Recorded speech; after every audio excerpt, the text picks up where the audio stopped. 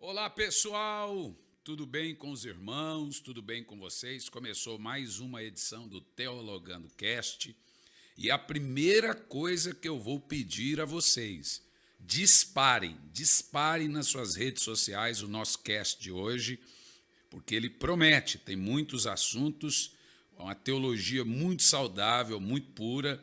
Então, em 2, 3 minutinhos, eu vou pedir que você compartilhe nas suas redes sociais, mande aí para o seu Face, mande aí para o seu Insta, manda aí para o WhatsApp, para todo mundo. Não vai doer, não vai custar nada a você, que o nosso cast de hoje, nosso Teologando Cast de hoje, promete. Eu acho que nós vamos só dar início, só vamos começar o assunto, porque nós vamos ter muitos outros assuntos sobre seitas, heresias, vamos falar de catolicismo, espiritismo, testemunho de Jeová e, poxa vida, um monte de seita, mormonismo, muçulmanos, kardecismo, tudo que pudermos falar na questão de seitas, heresias, nós vamos falar. E hoje nós vamos começar falando de adventismo, tá bom? A primeira coisa que eu quero pedir a você é: vamos alavancar, vamos passar aí, bater nossa meta semanal, que é de mais de 400 pessoas online assistindo simultaneamente. Então manda aí, hoje o cast explode tudo, porque nós vamos falar sobre adventismo. É uma seita? É ou não é? Se é uma seita, o que nos leva a determinar uma seita? Se adventismo é uma seita, porque eles têm uma aceitação muito grande, aceitação, né? Uma aceitação muito grande no meio evangélico. Haja vista que seus cantores são ouvidos, os CDs de seus cantores eram vendidos em livrarias evangélicas, os cantores deles cantam nas igrejas evangélicas, os seus programas de televisão são assistidos por evangélicos, seus líderes são chamados também de pastores. Quem não gosta de Gaither, né? Quem não gosta de David Phelps, Leonardo Gonçalves, né? Tanta gente aí, né? Os Arrais, Prisma, grupos conhecidos, né? Arauto dos Reis, Alessandra Samadello, são cantores famosíssimos no meio evangélico, no meio adventista, que também transitam entre os evangélicos. Tem um programa de televisão e entre outras coisas. É ou não é uma seita o adventismo? Então, aproveita e vamos compartilhar o nosso cast de hoje, o nosso Teologando Cast, e depois o nosso Teologando Cast ele vai para todas as plataformas de Spotify digitais possíveis. Você que pode entrar agora depois no seu carro, toda quarta-feira até pela parte da manhã estará atualizado o nosso episódio de podcast pelo seu Apple Care, ou sei lá qual aplicativo você usa para ouvir podcast no seu carro, mas já está lá disponível para você. Todos os nossos podcasts no Deezer, no Spotify, no Google e também na Apple, no podcast da Apple, você pode ouvir os nossos podcasts. Bom, mas vamos lá, vamos começar, mas conta aí com o seu engajamento, especificamente no Facebook e o WhatsApp, que são os principais mais fáceis de engajamento. Todos vocês engajam, nos ajuda nisso aí, porque o nosso cast de hoje promete. Primeira questão que nós devemos entender: pastor, qual é a vantagem de estudar seitas e heresias? Seitas e heresias é falar mal da igreja dos outros? Não. Então, entenda o que eu vou te dizer. Nós não queremos denigrir moralmente ninguém. Nós vamos estudar hoje ideias. Nós não debatemos pessoas, debatemos ideias. É um debate de ideias. E o que vai aferir o que é uma seita ou uma heresia ou uma seita é a própria palavra de Deus, que é o que nós vamos estudar. Então, qual é a vantagem de estudar seitas, heresias? Em primeiro lugar, eu vou fazer a tese e depois eu abro para perguntas e respostas de hoje. Estará ali do outro lado fazendo a pergunta o meu cunhado Juliano, e o Pedro está na técnica. O Gianluca hoje foi o putório, furos, o furão. Não é assim que fala no Fantástico, não? Segundo ele, 4 minutos está aí. Não, 4 minutos não precisa mais. Como é que o Tadeu Schmidt fala? Como é que é? Boa pergunta, já vi. Como é que é? É putórios, furos... Furos, alguma coisa. É o furão, o famoso furão, né? Então, o furão. Então, mas vamos lá. Qual é a vantagem do estudo de seitas e heresias? Primeiro, nós estudando seitas e heresias, nós estudamos o errado e acabamos entendendo o certo. Quando você corrige um desvio, quando você corrige o errado das seitas ou da heresia, você é obrigado a ensinar de maneira certa. Segundo, por isso o estudo de seitas e heresias, por estudar o errado aprendendo o certo, se torna e é um dos principais estudos da teologia, porque você corrige a rota teológica, a rota doutrinária. Então, quais são os detalhes do nosso estudo hoje? Agora eu estou fazendo a tese e depois a gente abre para perguntas e respostas. Por que nós vamos estudar hoje seitas e heresias e por que nós vamos falar sobre adventismo? Muitos declaram o adventismo como igreja evangélica. Eles têm uma rede de TV, eles têm escola, têm hospitais, seus líderes são estudados e chamados de pastores, seus pastores são de muita qualidade. Então, além de usarem bastante a Bíblia, programas muito conhecidos como Está Escrito, programas muito conhecidos como Na Mira da Verdade, os seus teólogos são muito esclarecidos, eles têm um profundo conhecimento, ou seja, da Escritura, eles estão sempre com a Bíblia na mão, falam muito bem, têm um profundo conhecimento, são muito inteligentes, igual o pessoal, os pastores da Universal. Você não vê pastor da Universal falando errado ou fazendo coisas ruins, sem qualidade na televisão, a mesma coisa. Então, suas escolas, né, na questão adventista, está entre as maiores escolas do mundo em qualidade de ensino. Então, aparentemente, o adventismo aparentemente é evangélico, porque contém as mesmas, só aparentemente, doutrinas evangélicas. Vejamos as doutrinas. A doutrina da Trindade. Eles também creem na Trindade, que 98% das pessoas creem na Trindade, né? A divindade de Cristo, eles creem que Jesus é Deus. O nascimento virginal de Cristo, então eles creem que Jesus nasceu da Virgem Imaculada, no caso, até então, que Maria era virgem até então. Eles creem no Espírito Santo, que o Espírito Santo é Deus. Eles creem que Cristo é Deus. Eles creem que Cristo morreu pelos nossos pecados. Então, tem muitas coisas que eles creem que é bastante parecido com aquilo que nós estudamos.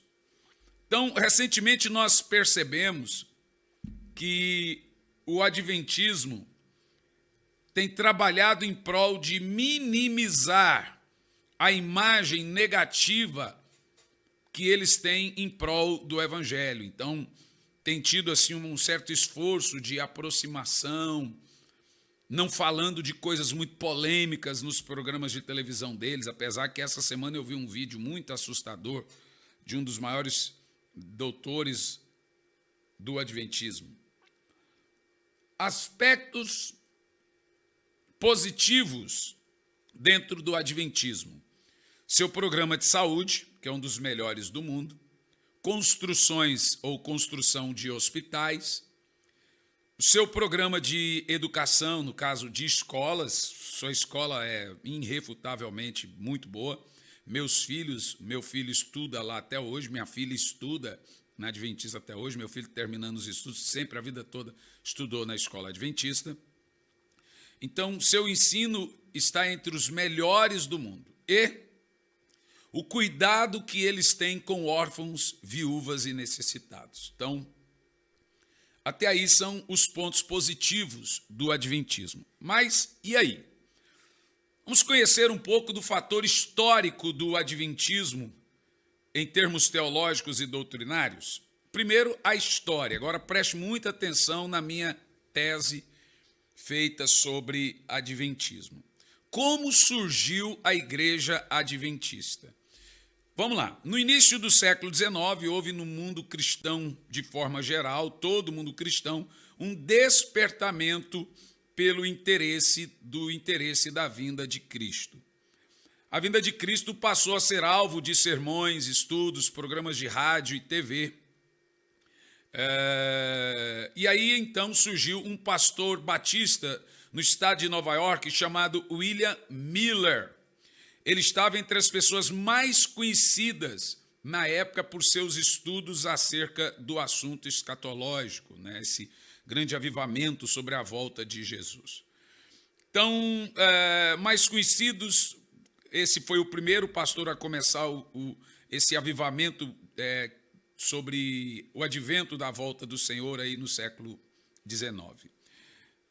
Então, ele estudando, esse pastor, estudando William Miller, Daniel capítulo 8, no versículo 14, que se refere à vinda de Cristo para purificar o santuário. Daniel 8:14. Vamos ver Daniel 8:14? Deixa eu achar aqui. Eu não sei, o Pedro não vai conseguir pôr na tela, né, Pedro? Foi aquele dado que a gente falou. Deixa eu achar Daniel 8:14 aqui. E aí nós vamos ler Daniel 8:14. Vamos pegar, é o texto da onde nasceu o adventismo. Daqui nasceu o adventismo. Daniel 8, versículo 14. Diz assim: ele mesmo disse, até 2.300 tardes e manhãs, e o santuário será purificado. Bom, William Miller pegou Daniel 8:14, que se refere à vinda de Cristo para purificar o santuário, e ele fez uma interpretação que serviu de base para tudo mais que vinha a ser seguido, como nós já lemos em Daniel 8:14. E a interpretação tradicional teológica de Daniel 8:14 é que através do sangue de Jesus, ou seja, do seu sangue vertido na cruz, Jesus fez um derramamento de sangue na cruz e ali ele purificou o santuário celestial. Mas Miller entendeu isso como que significando que a partir da carta de Esdra, que Esdra recebeu, que autorizou a sua saída lá da Babilônia, contando 2.300 tardes e manhãs, Miller então fez a conta e chegou à incrível conclusão, preste muita atenção, que Jesus voltaria à Terra em 1843, na conta de William Miller. E veja como foi o cálculo de William Miller: 2.300 tardes e manhãs, contando a partir do ano 457 a.C., que é a data do retorno de Israel à Terra Prometida. William Miller fez a conta que Cristo então voltaria para purificar o santuário terrestre, no caso, o novo templo construído. Então ele voltaria em glória. Jesus voltaria literalmente, de acordo com William Miller, em 1843. Detalhe: quando William Miller chegou à conclusão que Jesus voltaria em 1843, ele estava no ano de 1818. Então, neste caso, restaria ainda 25 anos pela frente. William Miller, no ano 1818, profetiza que Jesus iria voltar em 1843, tendo aí 25 anos pela frente.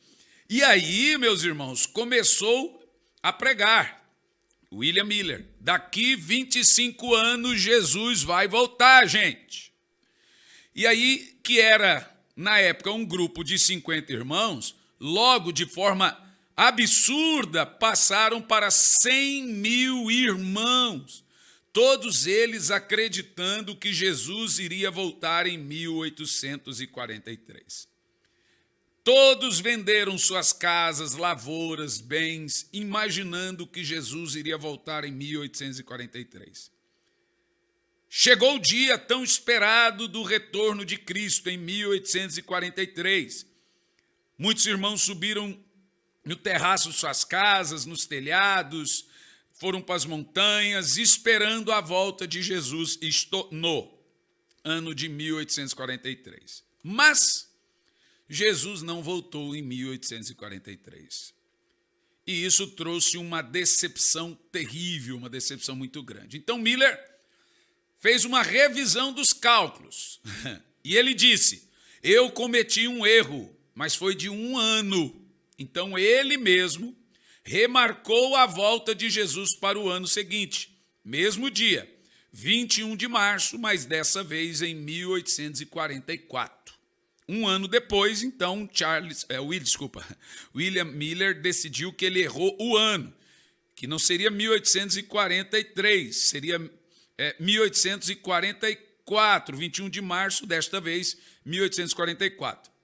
Mais uma vez chegou o grande dia do retorno de Cristo. Todos subiram suas casas e Jesus não veio. Então Miller fez outro cálculo e ele indicou que seria no dia 28 de outubro do mesmo ano. Olha só, gente. Então isto é, 22 de outubro de 1844, gente. Ele estava em março, agora diz, não, Jesus vai voltar. Isso agora pela terceira vez. Eu errei de novo o cálculo, será em 22 de outubro de 1844. Chegou o grande dia e, surpresa, Jesus não voltou. E agora Miller, dando uma prova de sua sinceridade, honestidade, honradez, ele confessa que equivocou.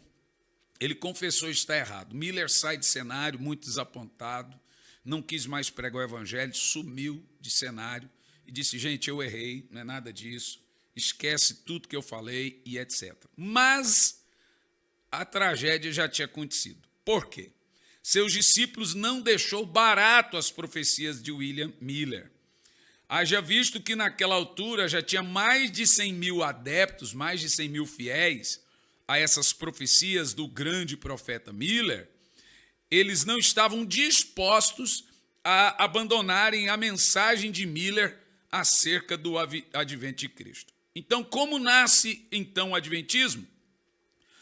E dos que haviam seguido William Miller, 3 acabaram se reunindo para formar uma nova igreja baseada em uma nova interpretação das profecias de Miller. Então, esses 3 grupos não estão interpretando a Bíblia, as profecias bíblicas. Eles agora são 3 grupos que estão interpretando William Miller. Eles fazem interpretação do que Miller está falando. O que William Miller está falando? Do que ele está dizendo? Né? Esse grupo estão interpretando as profecias de Miller. E eram, o principal deles, eram 3 irmãos. O principal foi o fervoroso discípulo de Miller chamado Hiram Edson, que era também o seu amigo pessoal de Miller. O que William Edson diz?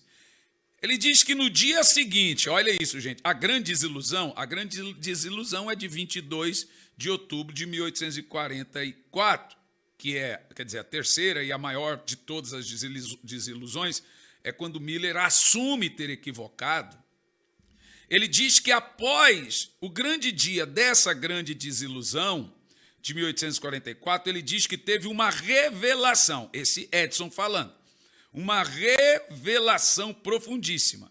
E essa foi a revelação. Vou ler para os irmãos literalmente o que ele escreveu, que está no livro Administração da Igreja, página 20, um dos principais livros oficiais do Adventismo. E ele diz, olha o que ele diz, eu vi distinta e claramente que nosso sumo sacerdote, Jesus Cristo, em vez de sair do lugar santo, no caso, do tabernáculo celeste, para vir à terra no dia 7º do mesmo mês, ou seja, ao fim de 2.300 dias, na verdade, olha o que o William Miller, que Edson diz, na verdade, o sumo sacerdote estava naquele dia entrando pela primeira vez no 2º compartimento do santuário. E tinha uma obra a realizar no lugar santíssimo antes de voltar à terra. Segundo o Adventismo, quando Jesus entrar no Santo dos Santos, ele volta. Então, por enquanto, agora ele está no lugar santo, fazendo ainda juízo investigativo pelos pecados. É isso que nós vamos estudar daqui um pouco. Para você entender o conteúdo da revelação de Edson, você precisa entender a estrutura do tabernáculo de Moisés. Primeiro, temos o pátio dos sacrifícios. É onde os fiéis iam para levar as suas petições. E aí tem o lugar santo, que só os sacerdotes entravam, e tem o Santo dos Santos, que só o sumo sacerdote entrava e lá e ficava a arca, né? No Santo dos Santos só entrava o sumo sacerdote uma vez por ano, levando o sangue de um novilho pelos pecados das pessoas. E ali ele derramava aquele sangue na arca da aliança, e este ato era chamado de expiar o pecado ou propiciação. Por isso que Paulo diz que Jesus é a propiciação dos nossos pecados. Paulo não diz que ele está sendo a propiciação dos nossos pecados. Ele foi a propiciação dos nossos pecados, mas de acordo com o Adventismo, essa propiciação continua sendo, acontece cotidianamente, ou seja, a obra não está consumada. Então, o que Edson diz sobre essa revelação, fazendo uma interpretação da profecia de Miller? Edson diz que no dia 22 de outubro de 1844, agora você veja que ele já esqueceu as duas outras vezes que equivocadas. Foram 3 profecias da volta de Jesus que ele não veio em nenhuma delas, mas ele esquece. Mas ele diz que no dia 22 de outubro de 1844, Miller tinha acertado a data. Ele só havia se equivocado na movimentação de Jesus. Pois, no caso, Jesus não saiu do trono para retornar à terra, mas Jesus tinha entrado no Santo dos Santos. Ele saiu do trono e fez o movimento do trono para dentro do tabernáculo. Então, ele de fato entrou no santuário, a interpretação de Daniel 8:14, mas não no santuário terrestre, e sim no santuário celestial. Nesse caso, para eles, né, Jesus está fazendo uma investigação pelos nossos pecados e terminar a purificação que ele havia começado aqui na cruz. Daí surge uma heresia adventista, da qual nós vamos falar, que é chamada de juízo investigativo.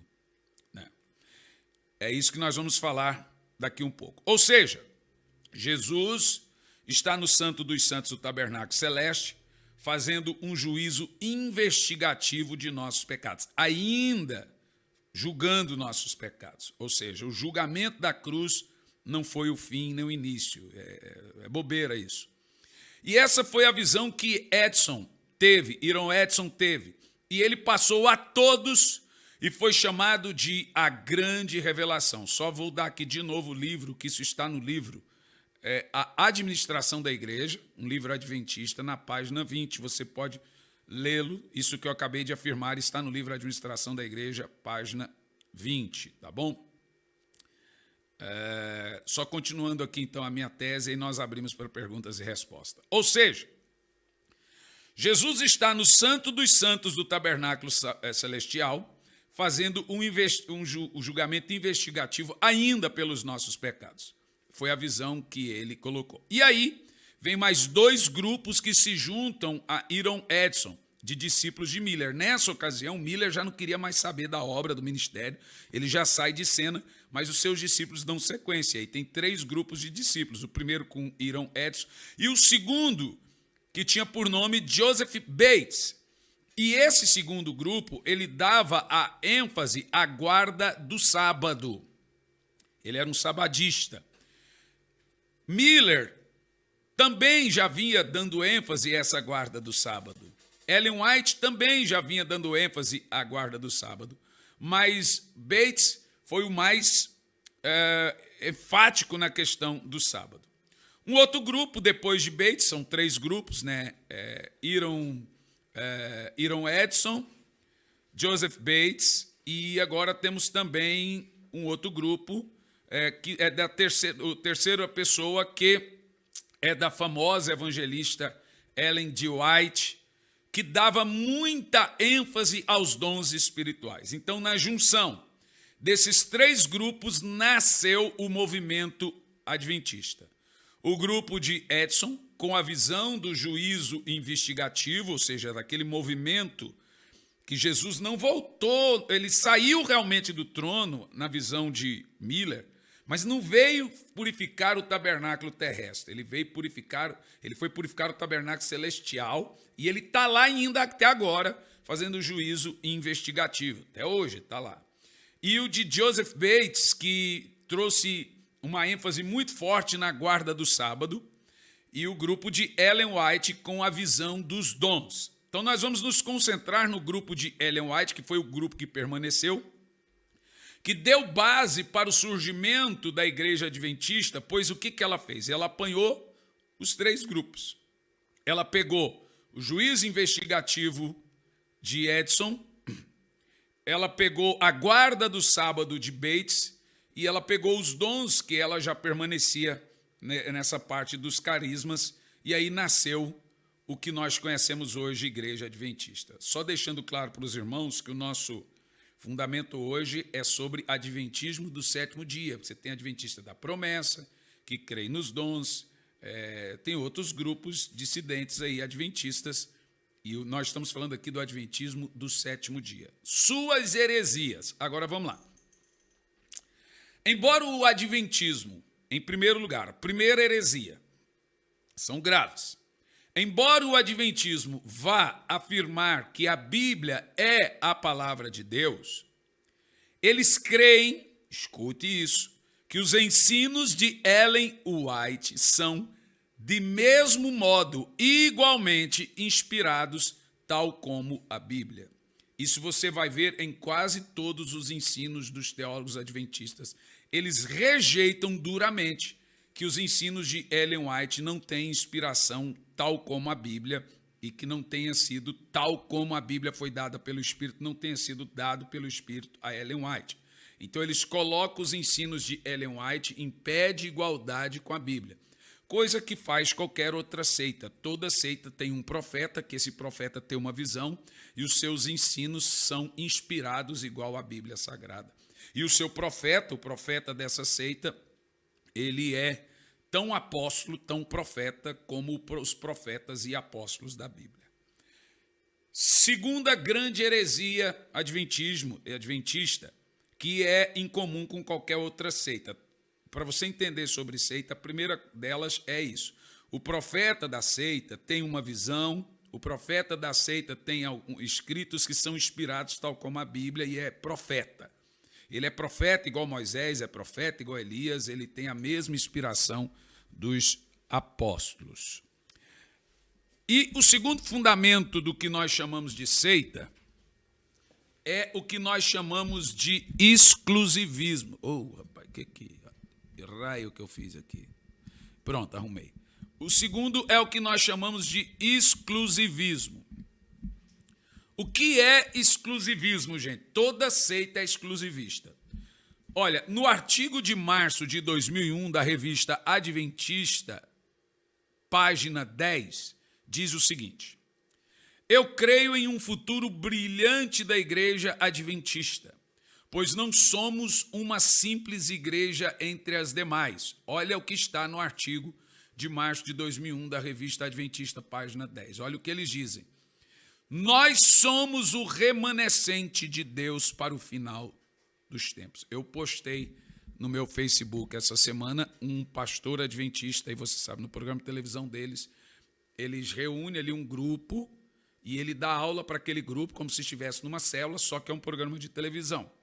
E de uma qualidade assim excepcional, os seus pastores têm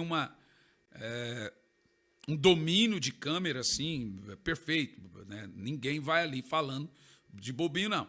E ele fala em todas as palavras que Deus vai tirar os remanescentes das Babilônias e trazer para o adventismo, ou seja, tudo que não é adventismo é Babilônia.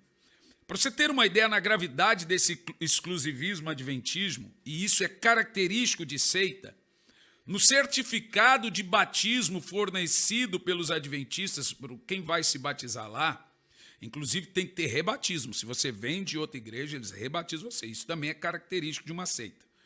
No certificado de batismo fornecido pelos adventistas, onde tem as perguntas feitas aos catecúmenos, né, a quem vai se batizar, tem a pergunta de número 13, que é a seguinte. Olha a pergunta número 13 no certificado de batismo que você, talvez alguém respondeu, ou a pessoa quer entender.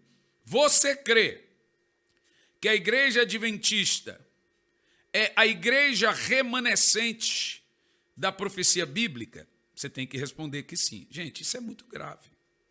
Ou seja, a igreja adventista é a única, o termo aqui é remanescente, é a única igreja profética bíblica, é a única, o resto é tudo babilônica. Então, para o adventismo, todas as outras igrejas, batista, presbiteriana, Assembleia de Deus, e etc, e etc, e etc, etc, são Babilônia e eles são o remanescente de Deus para os últimos dias. Então, falamos aqui de dois fundamentos que caracteriza o adventismo como seita. Primeiro, e caracteriza qualquer um outro como seita. Primeiro é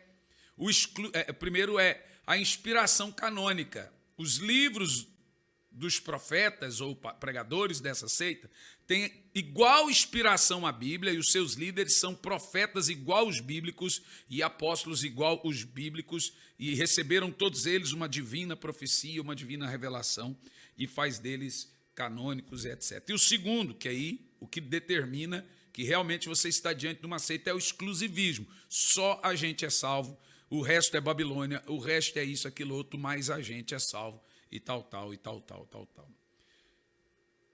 Terceiro, seita. Agora temos heresia. Doutrina de Cristo. Vamos lá. A igreja adventista, ela afirma sobre Jesus em seu livro Nisto Cremos. Você pode ler lá. Olha o que eles afirmam. Deus, o Filho eterno, encarnou em Jesus. Tá certo. Deus, o Filho eterno, encarnou em Jesus. Acabei de receber um chá numa caneca. Olha, se eu sou um aceito, eu vou dizer, ó, quem não recebeu um chá nessa caneca do São Paulo é herege. Ó, só a gente é salvo porque a gente é São Paulino. Tá bom? Olha aí que coisa boa. Da minha digníssima esposa. No livro do Adventismo, Nisto Cremos, eles afirmam assim: Deus, o Filho eterno, encarnou em Jesus. Perfeitamente. Só que nesse ponto, no livro Nisto Cremos, temos dois pontos polêmicos da doutrina de Cristo. Primeiro ponto polêmico, nesse ponto do livro Nisto Cremos. Jesus Cristo é o anjo Miguel que apareceu no Novo Testamento. E isto afirma Ellen White em seu livro Os Patriarcas, página 366. Ellen White afirma que Jesus é o arcanjo Miguel. A base que eles usam está em Judas, no versículo 9, quando Miguel contendeu com Satanás pelo corpo de Moisés. Eles dizem que, Ellen White cita o seguinte, que Miguel, no caso Jesus, ressuscitou Moisés. E ela diz que esse Miguel, ela tem horas que ela no livro fala, e então o Cristo ressuscita Moisés. Ou seja, ela faz um comparativo ali dizendo que o Miguel que contendeu com Satanás é o próprio Cristo. Isto para Ellen White. Em segundo ponto polêmico nessa questão da divindade da doutrina de Cristo, essa parte é o pior de todos. É aqui. Se o adventismo tivesse só essa parte que eu vou falar agora, já seria uma característica terrível de uma seita, que é a natureza pecaminosa de Jesus. Neste ponto, eles afirmam que Jesus tinha pecado. Isso está no livro Estudos Bíblicos na página 141. Livro Estudos Bíblicos na página 141. Eles afirmam, olhe bem, em sua humanidade, Cristo participou de nossa natureza pecaminosa e caída. Eles afirmam outras coisas absurdas. Essa é a principal que está. Eles afirmam nesse mesmo texto que Jesus não poderia levar os nossos pecados se ele não tivesse uma natureza pecaminosa. Misericórdia. Então, a ideia que Jesus nasceu com a natureza de pecado, com a natureza pecaminosa, com a natureza caída, e ele então não era perfeito. Leia o livro Estudos Bíblicos, página 141, que Jesus então não era perfeito. Mas isso, gente, é uma heresia absurda, uma heresia monstra.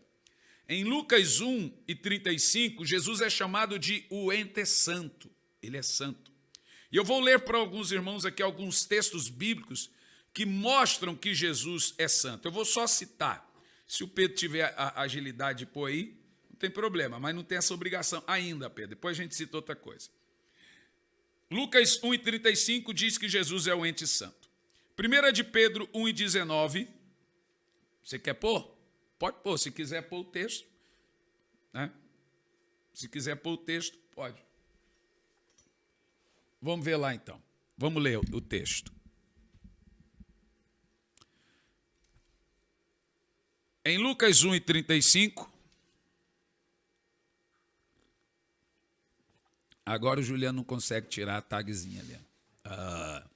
Então o anjo lhe esclareceu: o Espírito Santo virá sobre ti do poder do Altíssimo e lhe cobrirá com a sua sombra. E por esse motivo, o ser que nascerá de ti é santo, será santo. Então, o texto não diz que ele se tornaria, talvez. A Bíblia diz que ele já nasceu santo, filho de Deus. Está muito claro. O segundo texto que comprova que Jesus não tinha natureza pecaminosa e nem caída, 1 de Pedro 1:19. Vamos ver.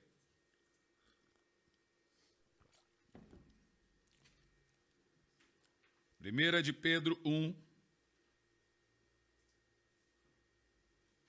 19. Opa, deu um delay aqui. Gente, tem muita gente assistindo nós aqui. Vou deixar aqui o retornozinho aqui, ó. Punhado de gente. Vamos lá. Mas fostes resgatados pelo precioso sangue de Cristo, com cordeiro. Olhe bem o texto. Sem mácula ou defeito algum. Deixa eu falar uma coisa para vocês. Essa é uma gravidade absurda dessa afirmação. É blasfêmia. Blasfêmia dizer que, vou dizer o livro que eles citam, Estudos Bíblicos, página 141, que afirmam que Jesus tinha a natureza caída e a natureza pecaminosa. Mas no segundo texto, mostrando aqui, vou ler de novo. Mas fostes, tá bom aí o som, Juliano? Tá bom? Tá bom? Não, tá bom? Mas fostes resgatados por precioso sangue de Cristo, como de um cordeiro sem mácula ou defeito algum. Terceiro texto, 2 de Pedro 3:14. Pedro vai afirmar de novo que ele é sem pecado e irrepreensível. Diz aqui: por isso, amados, enquanto aguardais esses eventos, esforçai-vos para que sejais encontrados por ele em plena paz, sem mácula e livres de culpa diante dele. Pedro continua deixando claro que nós sejamos encontrados irrepreensíveis como ele era. Hebreus 7:26. Jesus não tinha... gente, por isso que ele foi concebido do Espírito Santo, para que ele nascesse sem a natureza de Adão.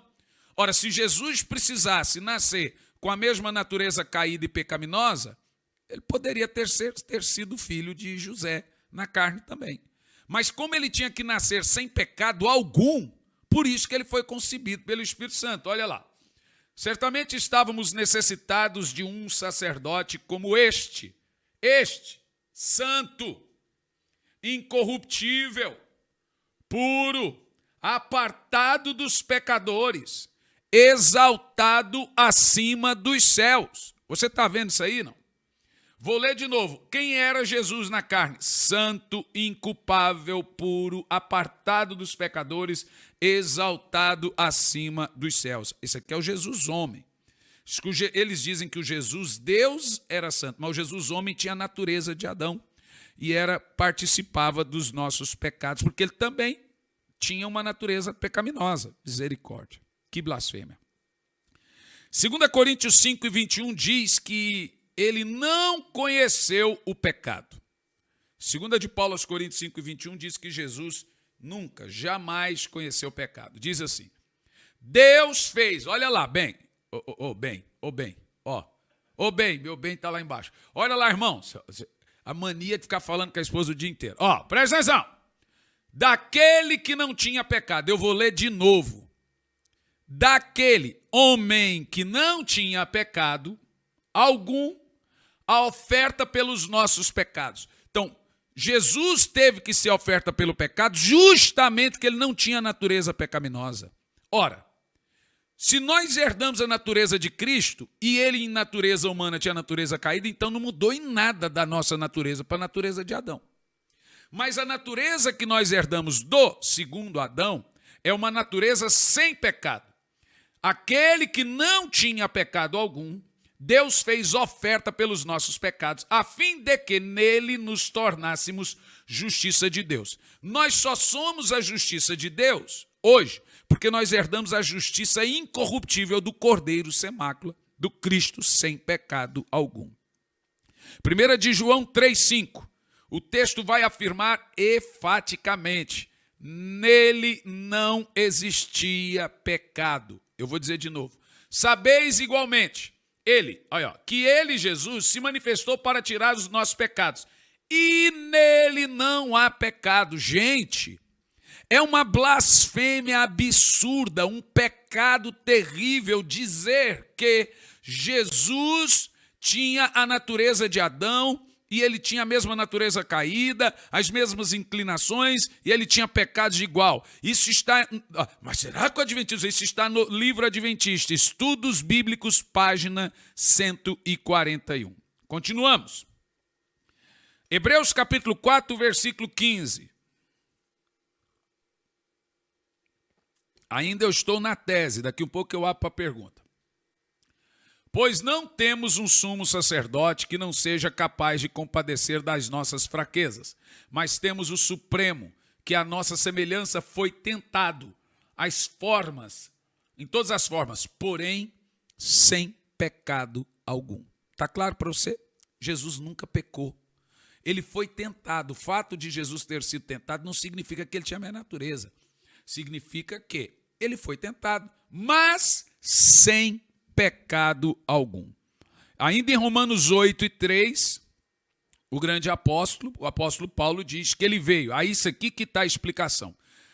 Essa é a base bíblica que eles usam para dizer que Jesus tinha uma natureza pecaminosa. Vamos ler por quê?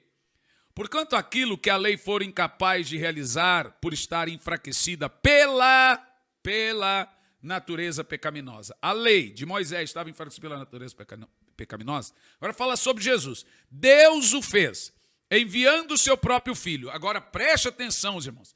A semelhança do ser humano pecador. Aqui não diz que ele enviou o seu filho humano e pecador. Diz que ele enviou o filho parecido, à semelhança do ser humano pecador, como oferta pelo pecado, e aí ele condenou o pecado na morte. Ou seja, Jesus tinha uma natureza perfeita.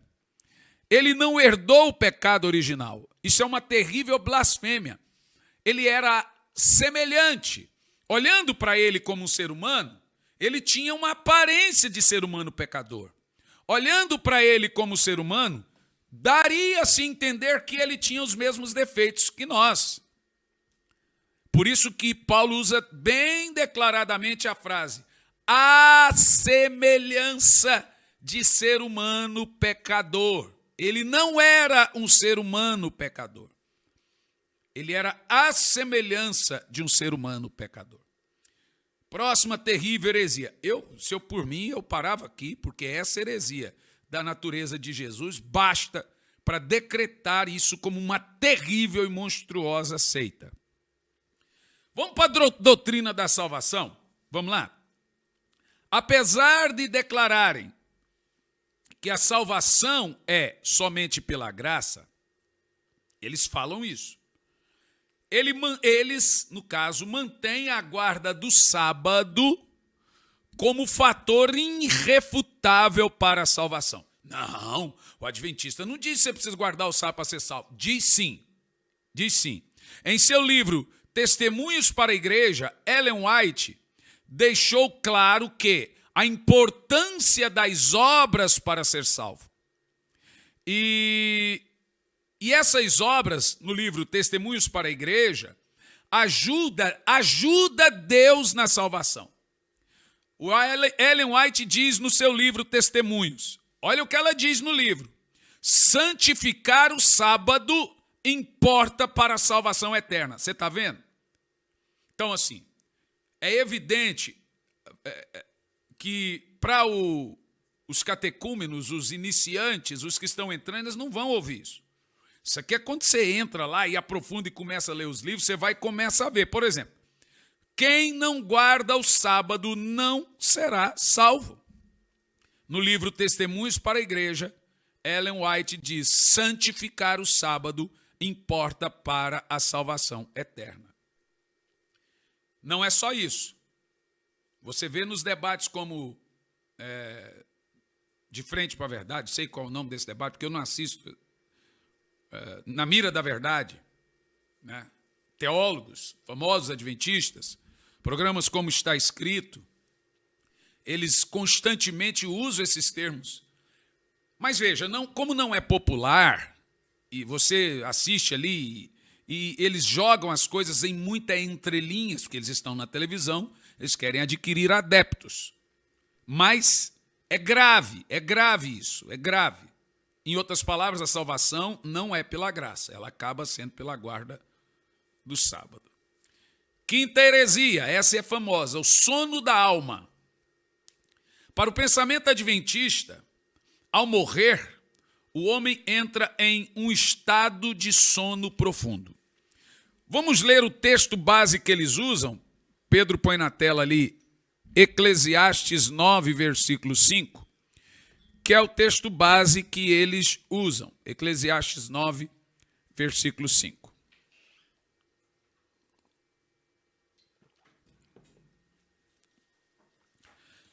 Olha só.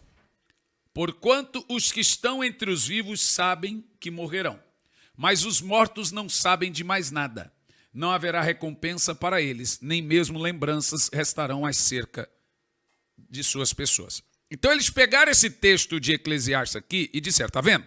Não haverá recompensa. Na cabeça do adventista funciona o seguinte: quem morreu nem vai para o céu, nem vai para o inferno. Ele fica no pó da terra. Morreu, morreu. É chamado de a alma, sono eterno da alma. E eles pegaram esse texto de Eclesiastes. Mas aqui, pastor, como é que o senhor explica isso? Aí está dizendo que os mortos não sabem de mais nada, não haverá recompensa para eles, nem mesmo lembrança acerca de suas pessoas. Ah, mas é verdade, gente. Esse texto aqui, ele está falando dos mortos, da relação com os mortos aqui, com as pessoas que estão na terra. O texto não está falando dos mortos com vida eterna. Se você for lá no cemitério, tenta falar com os mortos.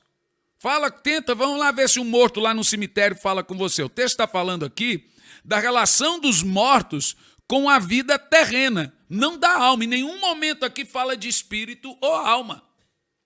E eu vou concentrar para os irmãos aqui muitos textos que falam de vida eterna após a morte. Aqui está falando do cara que está no pó da terra. E esse camarada aqui, que lembrança que tem o cara que está lá no cemitério. Vai lá no cemitério e fala, tenta conversar, vamos ver se ele tem lembrança, ou ele tem alguma... não tem. Então, eles se baseiam nessa passagem da Bíblia, que usam também termos dormir para morrer. E a Bíblia tem termos que ela usa termos dormir, mas é dormir na carne aqui, ó, uma morte, dormiu. Olha só, por exemplo, eles pegam o texto que Jesus diz para Marta, não, ele não está morto, ele está dormindo. Ó, tá vendo? A própria Bíblia deixa claro. Mas o que a Bíblia nos diz sobre o sono da alma? Veja, deixa eu falar uma coisa clara para os irmãos. Não vou falar muito detalhado, senão se extensifica muito. Vai ficar muito extenso. Mas nós vamos fazer um outro cast aqui só para falar sobre o sono da alma, porque ele dá um cast só disso no nosso Teologando aqui. Aí a gente fala para onde vão os mortos. Mas eu vou te dar alguns textos. Primeiro texto, Apocalipse capítulo 6, versículo 9. Vamos ver se quem morreu está dormindo. Vamos ver se quem morreu está dormindo. Deixa eu colocar mais uma heresia que me lembrou agora. Esqueci dessa outra heresia. Então são 10. Tem um monte, mas vamos lá. Abertura do quinto selo. Quando ele abriu o quinto selo, contemplei debaixo do altar. Olhe lá. Agora não está falando do cara no pó da terra. Olha lá. As almas daqueles que haviam sido mortos por causa da palavra de Deus e do testemunho que deram. Opa! Então o que nós estamos tendo aqui? Gente morreu e não ficou no pó da terra. Foi para embaixo do altar. As almas dos salvos estão aonde? No céu. E essas almas estão dormindo? Vamos ver se estão dormindo. Continua. Essas almas exclamavam com grande voz. Oh, meu Deus do céu! Até quando, ó soberano e verdadeiro, esperarás para julgar os que habitam da terra e vingar o nosso sangue? Aí veja que apesar delas estarem lá, o Senhor usa o termo delas estarem lá como repouso. Você quer ver o verso 11? Então para cada um deles foi-lhe dado uma vestidura branca e foi-lhe orientado que aguardasse um pouco mais. Descansem mais um pouco, mas não significa que elas estão dormindo. O fato de estar lá no paraíso, e essas almas estão aonde? No paraíso. Mas o termo bíblico para paraíso, lá no céu, aonde que é esse paraíso? Essas almas estão lá no paraíso. Agora veja, 2 de Paulo aos Coríntios, capítulo 12, no versículo 1, afirma que esse paraíso é o terceiro céu. Bom, aí nós vamos entrar um pouquinho numa questão escatológica. Eu vou pôr esse raio desse fio que está aqui me incomodando aqui para trás, aqui. Toda hora tem que ficar puxando. Tá ótimo aqui? Não, tá ótimo aqui. Bom do podcast, você pode quebrar o protocolo, né? Então, vamos lá. A questão aqui, ela é escatológica. Antes da morte do Senhor Jesus, você tinha um conceito de paraíso. Depois da morte do Senhor Jesus, você tem outro conceito de paraíso. Vamos lá. Depois a gente vai ter outros casts aqui, que aí a gente detalha um pouco mais. Mas a característica do Sheol, do inferno, antes da morte de Jesus era um e depois da morte de Jesus era outro. Queria até indicar a você uma mensagem minha que está no YouTube, por título, Aonde é o Inferno? Que é uma heresia adventista também, que eles não acreditam que não existe inferno. O meu filho aqui sabe de muitas porque ele estuda lá, desde quando ele começou a estudar até hoje, ele estuda lá. Então, eles tentam dar isso na aula de religião e ele chegava com essas ideias, eu vinha e mostrava. Ele já levantou em sala de aula e falou, professor, isso aí não sei o quê, mas aí... Por exemplo, todos que morriam antes da morte de Jesus iam para um lugar chamado Sheol. Sheol é terras baixas, né? Lugares inferiores. E o Sheol ele era compartimentalizado de 3 partes. Geena, abismo e paraíso. O Geena é o incinerador. Jesus usou o termo Geena porque de fora de Jerusalém tinha na época um lugar que incinerava os lixões. Então Jesus diz que o inferno tem um incinerador de almas. Isso é chamado de Geena. O grande abismo, nesse abismo é onde fica a morada de Satanás e seus anjos, onde eles foram jogados no abismo, Apocalipse, sai daqui Apocalipse. Isaías 14, versículo 12, Ezequiel capítulo 18, ele foi jogado no abismo, como caíste do céu, ó estrela da manhã, como foste cortado por terra, tu que debilitavas as nações, e tu dizias no teu coração, eu subirei ao céu, acima das estrelas de Deus colocarei o meu trono, e no monte da congregação me assentarei na banda das extremidades do lado do norte, subirei acima das mais altas nuvens e serei semelhante ao Altíssimo. Mas contudo serás lançado ao abismo, ao mais profundo do inferno. Então vamos lá. Nesse mesmo abismo, embaixo, tem um lugar chamado Tártaro, que é o termo que Pedro usa quando ele diz que tem anjos presos nesse Tártaro, em cadeias, estão lá presos. Mas tinha um outro compartimento que era chamado de paraíso, isso embaixo da terra. Quando Jesus desceu, a Bíblia diz que ele foi ao centro da terra. Ele fez 3 coisas. Primeira, pregou aos espíritos em prisão. Segunda, tomou a chave da morte. E terceira, levou os remidos. Os remidos estavam onde? No paraíso. Davi disse, não deixe, Senhor, que a minha alma permaneça no Sheol. Jacó disse sobre o seu filho José, quando os filhos falaram que José foi comido por uma fera, ele disse, a minha alma esperará para guardar meu filho José no Sheol. Todos iam para o Sheol. O Sheol era o espaço. Mas a Bíblia diz que Deus abriu um caminho no meio do mar para levar esses remidos. Jesus levou o cativeiro. E esse paraíso agora, depois da morte de Jesus, não está mais ali, naquele tempo e espaço do Sheol. Aonde é que é o paraíso hoje? Paulo fala, vamos ver? 2 de Paulo aos Coríntios 12, versículo 1 a seguir. É o tal do espinho na carne de Paulo, né? Ele diz assim, considerando, pois, ser necessário que eu vos exponha as minhas glórias, embora não me seja vantajoso orgulhar-me, passarei as visões e revelações do Senhor. Olha o que Paulo fala. Conheço um homem que em Cristo há 14 anos foi ao terceiro céu. Se foi no corpo ou fora do corpo, não sei, Deus o sabe. E o que é o terceiro céu? O mesmo Paulo responde no verso 3. Mas sei que esse homem, se no corpo ou no corpo fora, não sei, Deus sabe, não sei o que, Deus o sabe. Verso 4. Foi arrebatado ao paraíso e ouviu palavras inexprimíveis que não é concebida ao homem comentar. Que coisa. Apocalipse 6,4 fala dessas almas no céu. Paulo aqui fala que esse paraíso onde estão essas almas fica embaixo, Apocalipse diz que é embaixo do trono de Deus. E aqui Paulo fala que esse embaixo do trono de Deus onde estão as almas é o chamado paraíso. Então quando Jesus foi, ele abriu o caminho no meio do mar, levou esses remidos agora até então para o paraíso, que é o terceiro céu, que de acordo com Apocalipse 6,9 fica embaixo do trono de Deus. Então, que conversa é essa que o cara morre e fica dormindo no pó da terra, não vai nem para o céu, nem para o inferno? Que papo é esse? Da onde se tirou uma heresia absurda dessa? Ainda no demais, nós temos o próprio ladrão da cruz, dizendo para Jesus, Senhor, lembra-te de mim quando entrares no paraíso. Onde é que é o paraíso? Paulo foi no paraíso. Onde é que é o paraíso? Apocalipse 6,9, embaixo do trono de Deus. Aí Jesus diz o que para o ladrão? Não, fica dormindo aí no pó da terra. Não, ele diz... hoje mesmo. Ah, mas o adventista diz que o texto está mexido.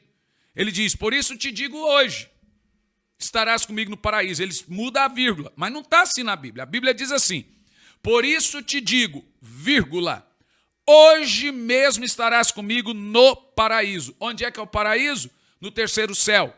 E fica onde? Embaixo do trono de Deus, como vimos em Apocalipse 6, versículo 9. O ladrão foi para o terceiro céu, não foi para o pó da terra, não ficou inconsciente no pó da terra, não ficou dormindo no pó da terra.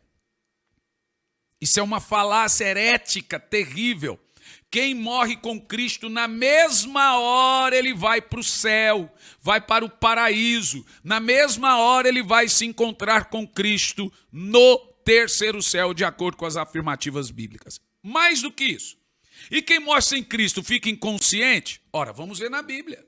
Vamos ver em Lucas capítulo 16, a partir, eu acho, do versículo 18, Pedro, que é a história do rico e do Lázaro. Ai, mas isso é parábola. Ai, parábola não é Bíblia? Jesus usou as parábolas para ensinar suas principais doutrinas.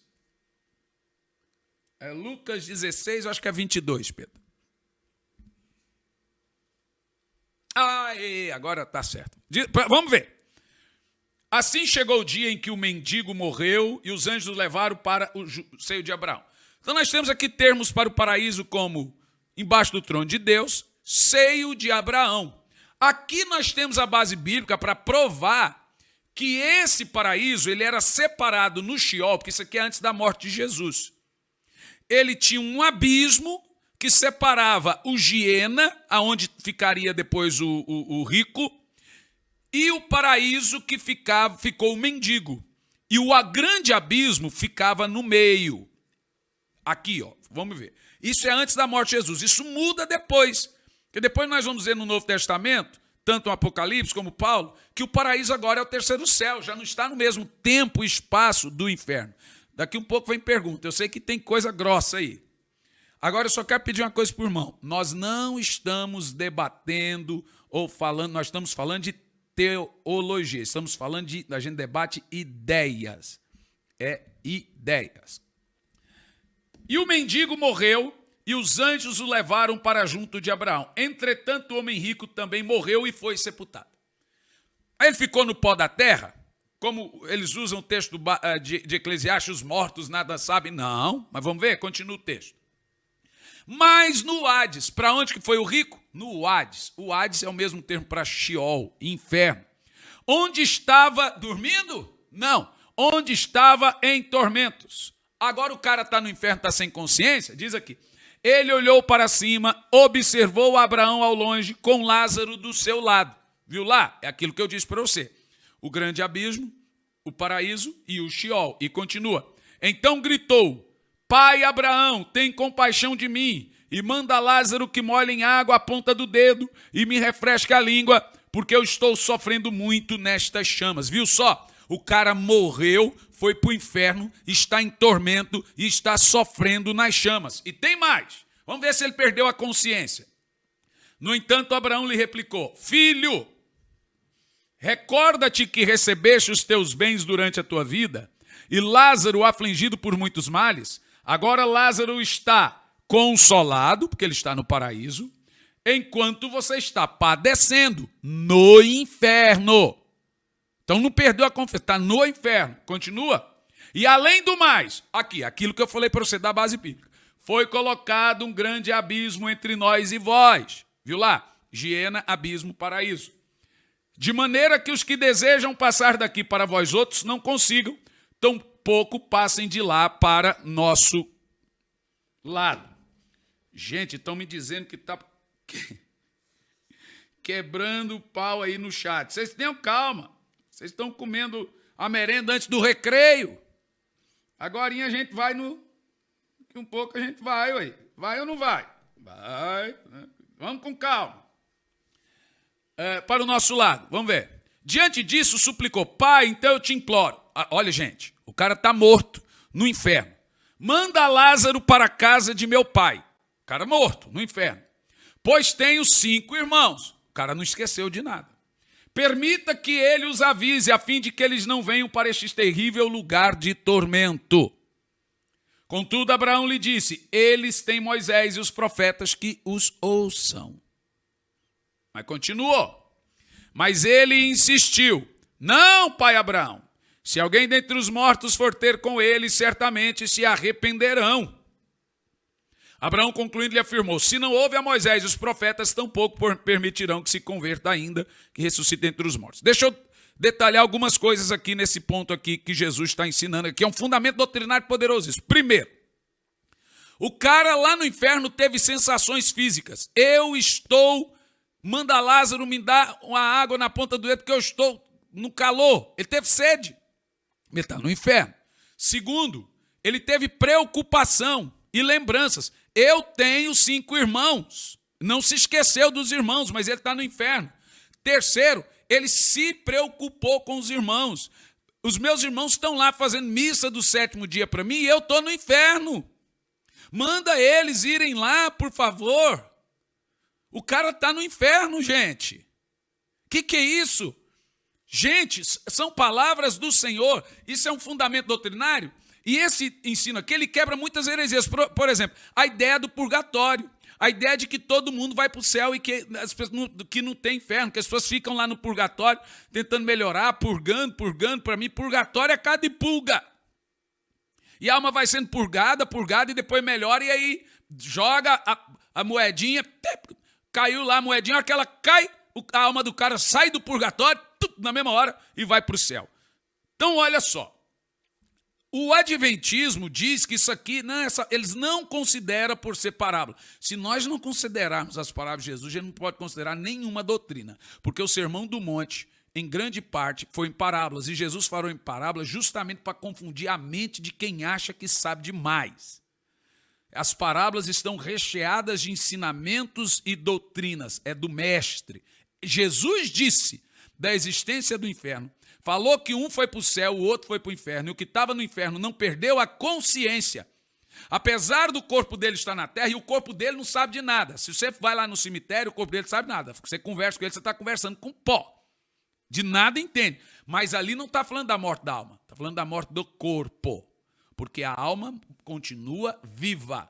Ela continua viva ou no céu ou no inferno. No céu, ela é consolada no paraíso, como vemos. No inferno, ela é atormentada também, como vemos. Sexta heresia. Bode remidor.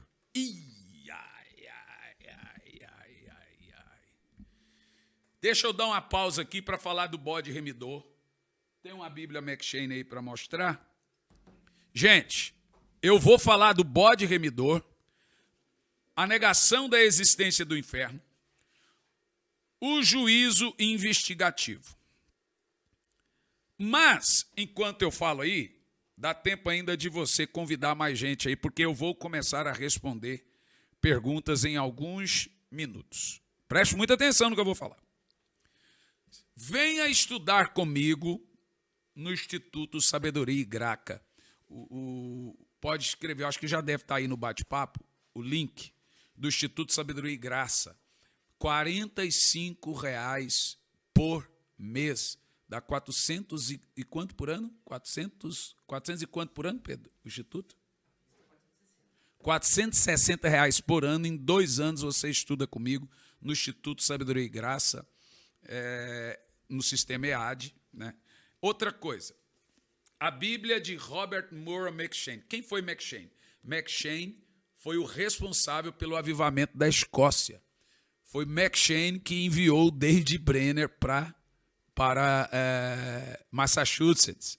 Gente, esse cara aqui é a história de McCheyne apaixonado. Essa Bíblia, ela é de 1842. Eu disse que ia falar uma surpresa e não falei, mas agora eu vou falar. Mas o Espírito Santo falou para a gente não fazer. A gente ia mudar a linguagem da Bíblia McCheyne para King James e não nos foi permitido por Deus. Porque a linguagem dela é fiel ao texto original. Ferreira de Almeida, fiel ao texto original. Então a gente sentiu que não era bom mudar. Porque como é uma Bíblia clássica de 1800, não era bom mudar. Essa é uma Bíblia de devocional diário. É uma Bíblia para você ter no seu lado, do lado ali do seu criado mudo, lê por dia. Entra no site da editora, editoravem.com, a Bíblia chega na sua casa, tem um videozinho na internet te explicando como que é a leitura da Bíblia McCheyne, tá bom? Talvez em um desses podcasts aqui a gente vai sortear uma Bíblia McCheyne. Então continue sendo nosso web espectador, continue sendo nosso web espectador, porque nós vamos sortear uma Bíblia McCheyne entre os que estiverem ao vivo, tá bom? Entre os que estiverem ao vivo. Vamos lá, continuar? Fazendo a tese e depois a gente abre para debate. Bode remidor. O adventista crê que Satanás é coparticipante de Cristo no sacrifício pelos pecados. Coparticipante de Cristo pelos pecados. Funciona assim. Na lei de Moisés, você tinha o bode, que eles colocavam o pecado das pessoas no bode e mandava o bode para o deserto e o bode levava os pecados. Para eles, aquele bode é o diabo. E para eles, Satanás tem participação no sacrifício de Cristo. Cristo não levou sozinho os nossos pecados. Ele foi surrado pelo diabo, ele apanhou pelo diabo, ele foi no inferno e apanhou no inferno. Então o diabo é participante também do sacrifício de Cristo. Na realidade, acaba sendo que é o diabo que leva os pecados das pessoas. Essa é que é a verdade. Porque se no final das contas você põe nas costas do bode e não da ovelha sem mácula o sacrifício dos pecadores, quem leva os pecados é o próprio diabo. Isso é uma blasfêmia, é uma heresia desmedida. Sétima heresia.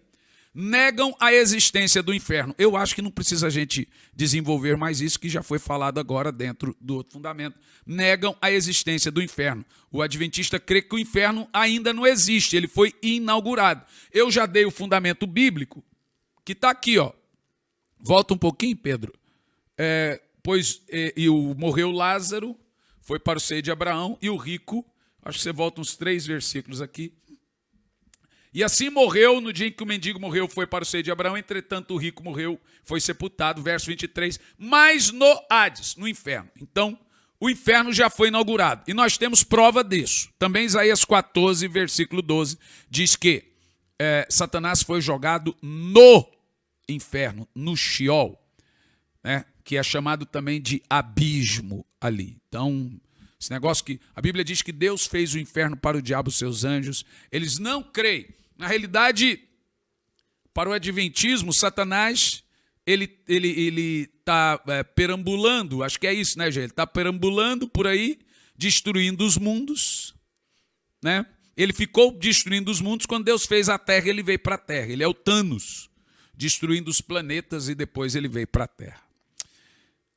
Nona heresia é o juízo investigativo, que da onde nasceu mesmo o adventismo, que é de Aaron, aquele primeiro camarada que nós falamos, né? O Aaron Edson, diz que Jesus ainda está fazendo o plano de consumação dele na cruz. Quer dizer, quando Jesus disse na cruz está consumado, não foi consumado. Ainda ele está investigando. Então o julgamento não foi da cruz, é um julgamento investigativo. Jesus está ali ainda, olhando, investigando os meus pecados ainda lá em cima da tampa do que nós chamamos de propiciatório. Ele não foi propiciação na cruz. Ele ainda está sendo propiciação constantemente, e isso é chamado de juízo investigativo. Bom, basicamente é isso. Tem muito mais coisas. O anjo Miguel, acho que já falamos disso e tal. Mas basicamente é isso. Mas tem tanta coisa que você não tem noção. Tecnicamente, esses conteúdos que fazem o adventismo ser uma seita. E para mim a mais perigosa. Por quê? Pela qualidade de ensino, por causa da escola que eles têm, que é muito boa, e os professores são treinados. E eles jogam isso nas aulas. Olha, eu tenho aqui o meu filho como testemunha. Eles jogam isso nas aulas. Eles ensinam isso nas aulas. Então você que tem filho, colégio adventista, muito bom. Um colégio muito bom. Mas na questão do ensino religioso, você tem que ficar atento. Porque vira e mexe, seu filho vai chegar com uma questão dessa em casa, como aconteceu várias vezes com meu filho. Hospitais e etc. Os pastores sempre estão com a barbinha feita, muito bem treinados na televisão. Seus programas de televisão são, para mim, programas de televisão, os melhores religiosos são os deles. Estão na televisão ensinando a Bíblia. Então isso faz deles serem muito perigosos. Eu já tive crente na igreja que eu sou pastor. Minha igreja é graça. Crente que já saiu da minha igreja e foi para adventista, porque ficou o dia inteiro assistindo programa adventista e virou adventista, infelizmente. Mas então vamos lá. Vamos jogar as bombas aqui. Terminou a tese, vamos responder perguntas. O Prutórios furo o furão chegou. Tá, antes dele, só no comecinho da explanação, muitas pessoas estavam perguntando sobre o batismo. Aí Marco Aurélio tinha perguntado: quem se batizou na igreja adventista deveria batizar-se novamente nas águas ao sair de lá? Aí Johnny Ferreira colocou: o batismo na igreja adventista é válido? Então tinha bastante dúvida assim. Aí o Gi lê as próximas. Eu tive gente na minha igreja, na nossa igreja, que pediu o batismo, eu batizei. Qualquer igreja que for seita, se for uma seita, eu batizo de novo. Se for comprovadamente, biblicamente, comprovando que é uma seita, e aqui como a gente comprovou, exclusivismo, canonicidade, coisas como essas, se chega um testemunho de Jeová na sua igreja, você não batiza? Se chega um católico na sua igreja, você não batiza? Se chega um espírito na sua igreja, você não batiza? Ou seja, se é comprovadamente uma seita, eu batizo. Na igreja que eu sou pastor, eu tenho muitos ex-adventistas e testemunho de Jeová, e todos foram rebatizados, porque eu não considero o adventismo como uma igreja apostólica evangélica. Eu considero como uma seita, não só eu, mas como apologética e as seitas heresias. Todo teólogo ensinador de seitas heresias considera adventismo como uma seita. Pode mandar pergunta aí, Gianluca. Dá o bom dia, boa tarde para os irmãos aí. Boa tarde a todos. A Fabi Barros perguntou, tanto na Adventista como na Igreja Católica, a pessoa que crê que Jesus é Filho de Deus e morreu pelos nossos pecados, ela pode ser salva mesmo estando numa igreja equivocada? Não. É evidente. Deixa eu falar uma coisa para vocês. Eu sei que tem pastores que respondem que sim. Mas, por exemplo, você vai pegar o texto bíblico de Apocalipse, que subentende sobre a Igreja Católica sendo a grande Babilônia, que está com o sangue dos inocentes, embebida com idolatria, etc. O Senhor diz, sai dela, povo meu, para que não seja consumido com ela. Então, se é uma seita, a pessoa tem que sair de lá. Ela vai ter que ter a revelação de Deus e sair de lá. A partir do momento que ela descobre que está numa seita, ela mesma tem que tomar a iniciativa de sair de lá. Então, respondendo à pergunta, se você sabe que você está num lugar que caracteriza a seita, você deve sair de lá. Vamos fazer o seguinte, Juliano, está confirmado. Nosso próximo podcast. Por que não somos católicos? Aí nós vamos falar em seitas heresias, sobre as heresias terríveis do catolicismo que faz o catolicismo ser seita. Já que o nosso podcast é para quebrar o pau mesmo, é Teologando Cast, e aqui o ensino é ensino, então nós vamos ensinar por que nós não somos católicos. E por que a gente batiza o católico, por que ele tem que sair da igreja católica. Se o católico tem que sair da igreja católica e tem que ser batizado, por que que não? O cara que está no espiritismo, que está em qualquer outra seita, não tem que ser batizado. A meu ver, precisa ser batizado. Bom, a Ana Maria, uma aluna do ESG, ela diz, creio que um católico só será salvo se entender que a idolatria é pecado e abandoná-la, obviamente com todos os outros pecados. E um adventista, ele será salvo mesmo sem entender a graça de Deus, mesmo vivendo na lei? Porque eu conheço adventistas que amam ao Senhor e vivem por Ele, mas pregam que a salvação está na guarda do sábado e nos ensinamentos de Ellen White, como o senhor falou. Aí essa foi a pergunta dele. Um adventista, ele será salvo mesmo sem entender a graça de Deus? Se não entender a graça de Deus, não é salvo. Ninguém é salvo pelas obras da lei. Ninguém é salvo pelo... Você quer ver só uma coisa? Põe para mim, Pedro, Gálatas, capítulo 3, versículo 8, se eu não me engano, e você vai ver que quem está debaixo da lei está debaixo de maldição. Eu acho que é o 8. Se não for o 8, é o 10. 10. Pois todos os que são das obras da lei estão debaixo de maldição. O adventismo, ele está na lei. Guarda o sábado como fundamento de salvação. Como eu já li para você o livro da Ellen White, mostrei para você, e a página do livro. Podem negar em parte, mas eles creem que para ser salvo tem que guardar o sábado. Isso é lei. E todos os que estão nas obras da lei estão debaixo de maldição. Porquanto está escrito, maldito todo aquele que persiste em praticar todos os mandamentos escritos na lei. Pra você ter uma ideia, eu tive gente que se converteu em nossa igreja, que conta que usava droga. Mas no sábado ele não tinha coragem de usar droga. Eu conheço adventista que fuma, mas no sábado ele não fuma. Porque para ele aquilo é sagrado. Então deixa eu te falar uma coisa. Nós não vamos entrar aqui no fundamento do sábado, que eu quero fazer um podcast só para mostrar o que é sábado. Devemos guardar o sábado? Então, a guarda do sábado para eles é um fundamento. Agora, por que se guarda o sábado no Velho Testamento e não se guarda no Novo? Aí eu vou fazer um outro podcast. Quem está debaixo da lei não é salvo. Romanos 1 e 17. 1 e 17, em contraponto às obras da lei. Esse é o fundamento da fé cristã, gente. Se não segue isso, não é crente. Visto que a justiça de Deus se revela no Evangelho. Uma justiça que do início ao fim é pela fé. Como está escrito, o justo viverá aguardando o sábado. O justo viverá aguardando o sábado? Não. O justo viverá pela fé. Então, por mais que o camarada diga que crê na graça, que vive na graça, se guardou o sábado, se crê no sábado, se guarda o sábado, crê no sábado e etc., está na lei. E todo aquele que está debaixo da lei está debaixo de maldição. Manda outra. Vamos ver aqui. O Davi Brito Barbosa, eu achei muito boa a pergunta dele, por sinal. O senhor acha que o crescimento do adventismo está conectado com a não preocupação teológica das igrejas? O crescimento do adventismo está conectado à qualidade absurda que eles têm de ensino, de televisão, de rádio. Nenhuma igreja do mundo tem essa perfeição de qualidade deles. Eles estão o dia inteiro na televisão, dando aulas, ensinando, e o canal deles é um dos melhores.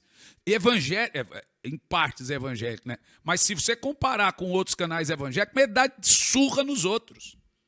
E os seus ensinadores são teólogos, citam Bíblia de cabeça. E aí o crescimento do adventismo se dá por causa das rádios, televisão, escola, os hospitais. Como é que não vai crescer? Mas é uma seita terrível, como eu mostrei para os irmãos aqui. Gente, adventismo não é evangelho, adventismo é seita, e a mais das mais perigosas possíveis. Manda.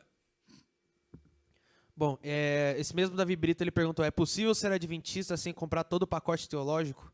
Ellen White e companhia? Como? É possível ser cristão sem comprar o pacote teológico de Jesus?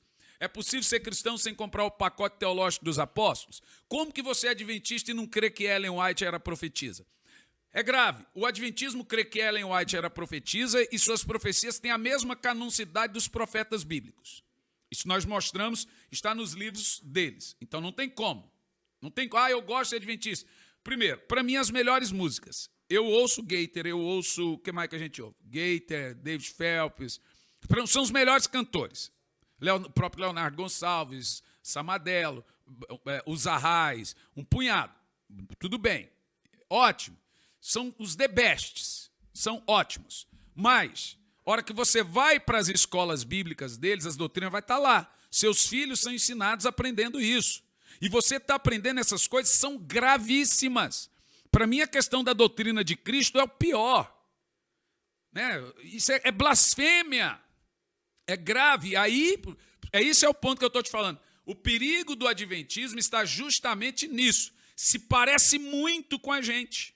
Em termos de temor, eles têm até mais do que os evangélicos. A própria Igreja Católica. A Igreja Católica não aceita o segundo casamento até hoje. O cara divorciou, ele é excomungado. E a reverência, por exemplo, da Igreja Católica nas missas dá de 10 na reverência das igrejas evangélicas. O evangélico não tem reverência igual o católico. Então, eles respeitam o padre, eles respeitam a missa. Quero ver uma criança ficar correndo uma missa, quero ver uma pessoa ficar levantando, faz xixi na calça lá dentro, mas não fica andando e levantando dentro da missa. Então, assim, a igreja adventista, a questão de temor, você olha e fala assim, não é possível, que coisa linda, que coisa bacana. Mas, quando você vai nas doutrinas, não tem o que fazer, meu filho. É seita, heresia no mais alto e profundo nível. Vamos ver aqui. José Ivan Oliveira. Pastor, o adventista crê no batismo com o Espírito Santo? O adventista hoje também é cessacionista. Ele não crê no falar em línguas. Ele crê no batismo com o Espírito Santo igual aos tradicionais. Os tradicionais creem que o batismo com o Espírito Santo é só um batismo, serve para regeneração. No nosso movimento pentecostal, a gente crê no batismo com o Espírito e batismo no Espírito. O batismo no Espírito é o selo da salvação, é o novo nascimento. Mas nós cremos que o batismo com fogo é o revestimento de poder, é os dons do Espírito. E o adventismo, ele é cessacionista, ele não crê no falar em línguas, não crê nas manifestações do poder e etc, etc. Apesar que eles têm evangelistas até bem famosos, Alejandro Bulhon e etc, mas não esse evangelismo de milagres, de poder. Apesar que originalmente Ellen White era um evangelista que cria nos dons. Rosa Paiva. O adventista crê que Jesus e Miguel é a mesma pessoa? Na verdade, em relação ao meu professor, ele acredita que Miguel é assim como Lúcifer, é meio que um cargo de uma certa categoria de anjos. Por exemplo, Lúcifer é o portador da luz, é um cargo de Lúcifer, e Miguel também é um cargo. Cargo de Jesus. Isso.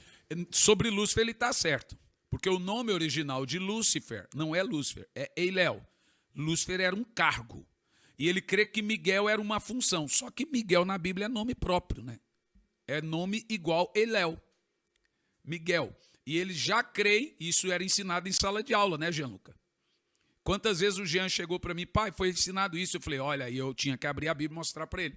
Eles realmente, isso foi respondido para eles, é uma das heresias, que Jesus é o Miguel do Velho Testamento. Manda outra. Vamos ver aqui. Alguém escreveu assim, deixa seu filho seguir a verdade. Responda você para ele, Gianluca. O quê? Alguém falou, pastor, deixa seu filho seguir a verdade. Responda você para ele.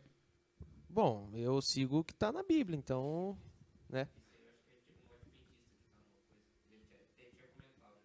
Ah, é que tem adventista aqui. Mas o meu filho, ele segue a verdade. Qual verdade você segue, filho? Você foi a Bíblia. A verdade é que meu filho levantava em sala de aula e pedia para o professor abrir. Professor, só abre aí a sua Bíblia, por favor. E aí o professor, já teve vez de professor me chamar. Falei, ó, professor, você ensina algo, você tem que ter o contraditório. Se você ensina algo errado, você não quer que o menino fale o quê? Manda outra. Pastor Evandro Santos, pastor da Graça Church Encantado.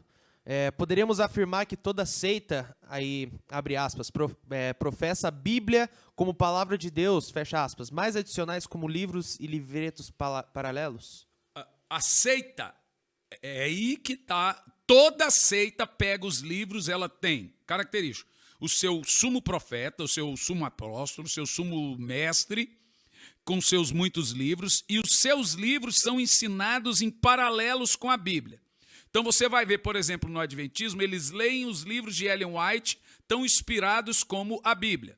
Você vai ver em outras seitas que os livros desses determinados profetas, ensinadores, são tão verdade, tão canônicos como os escritos da Bíblia. Isso é característico de seita. Perfeito. Para nós, não. A Bíblia é a única palavra de Deus inspirada e selada. Não vai vir mais coisas novas, não deve ser mexido. E os outros livros são o quê? O que é um livro? É uma tese. Ai, pastor, eu sou escritor de livro, mas meus livros são tese. Eu desenvolvi aqui antes de começar as perguntas e respostas a minha tese. Essa é a nossa característica do nosso Teologando Cast. Eu trago a tese e depois respondo as perguntas. Isso é uma tese. E isso não tem a canonicidade da Bíblia. Nenhum livro meu, e nenhum livro meu tem a canonicidade, a inspiração da Bíblia. Entendeu? Então, é passivo de interpretação e de erros. E isso sim, pastor Evandro, é característico de seita. Bom, vamos aqui para Débora Santos. Pastor, consegue explicar melhor sobre esse ensino do Adventista que a alma morre? Posso. Na realidade, o Adventista ele crê que quando a pessoa morre, a alma dorme, morre, e aí ela vai ressuscitar no grande dia. Não é que morreu e vai acabar, não. Ele acredita o seguinte, que no julgamento final o Senhor ressuscita todos os que morreram. Eles não estão nem no céu, quem morre sem Cristo não está no inferno, e quem morre com Cristo não está no céu, ele está no pó da terra, dormindo. E na ressurreição, ele vai ressuscitar o ímpio para ir para o lago de fogo, e vai ressuscitar o crente para ir para o paraíso. É isso que eles creem, mas não é isso que a Bíblia Sagrada ensina. Você que é de Jesus, você morreu agora, nesse momento, você vai se encontrar com Jesus agora, no paraíso. Se você não é de Jesus, se você morrer agora, nesse momento, você vai para o inferno agora, nesse momento. Ninguém está no pó da terra. Quem está no pó da terra é o corpo. É esse o morto, que não entende, que nada sabe, que ninguém pode se comunicar. Mas a alma, de acordo com a Bíblia, ela é eterna. E essa é uma heresia absurda adventista, que é o sono, chamado sono da alma. Bom, o Márcio Jatobá disse que Miguel era o nome de Jesus antes de descer à terra no ventre de Maria. Ô Márcio, você só precisa me dar a base bíblica para isso. Escreve aí no comentário que eu vou ler. Escreve para mim aí, agora. Põe aí, ó. A base bíblica que o Miguel era o nome de Jesus. E eu te garanto que aqui, estou ao vivo. Eu estou no podcast aqui ao vivo, meu filho. Eu vou ler para você falar, Márcio, me perdoe, Jesus era Miguel.